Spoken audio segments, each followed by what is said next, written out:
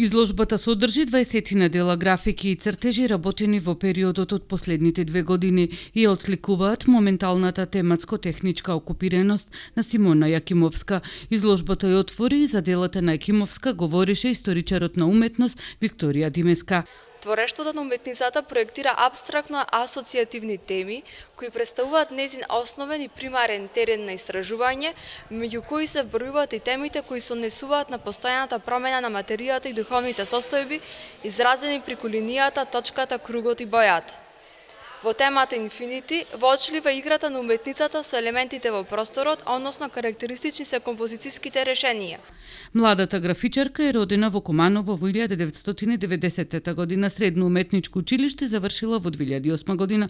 Во 2012 година Јакимовска дипломирала на Факултетот за ликовни уметности во Скопје, одел графика со насока графички дизајн и е при крај со магистерските студии на Универзитетот ФОН. До сега Јакимовска учествувала на десетина групни и реализирала 2 самостојни изложби. Ова во Прилеп и е 3-та самостојна изложба.